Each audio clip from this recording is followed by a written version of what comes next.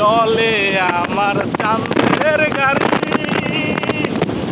যাইব শোনা বন্ধুর বাড়ি। বন্ধু আমার রসের হাড়ি, ভাবের তরি বন্ধ না। এমন বসন্তে বন্ধু আইলো না, আইলো না।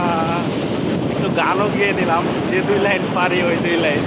তাই তো আজকে লামা চলে যাচ্ছি, লামা বান্দরবন লো বাজেটে ট্যুর।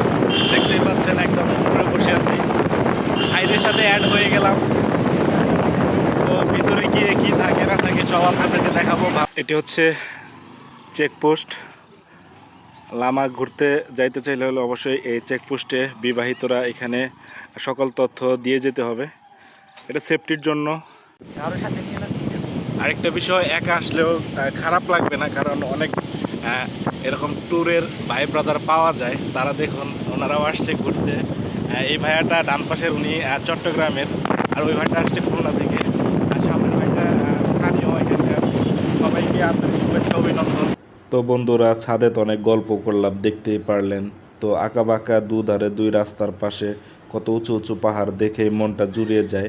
এই জন্য এটা পর্যটক স্থান। আর সত্যি কথা বলতে এখানে ছাদের উপর বসে থেকে ফোন ধরে ভিডিও করাটা খুব একটা মারাত্মক লেভেলের চ্যালেঞ্জিং ব্যাপার। বাস চলে আসছে, অবশেষে চলে আসলাম মরিংছাই, নাকি মরিংছাই হিল। যাই হোক, আপনারা সঙ্গেই থাকবেন। এর ভিতরে কি আছে, কতটা স্পট রয়েছে, কোথায় কি দেখার মতন আপনাদেরকে দেখাবো ঘুরে ঘুরে। জায়গাটা সত্যি অসাধারণ, ঘুরে দেখাচ্ছি। একদম টপে চলে আসছি। আমি পেরেছি। আমি এখন এই শহরের সবচেয়ে উঁচু পাহাড়ে দাঁড়িয়ে।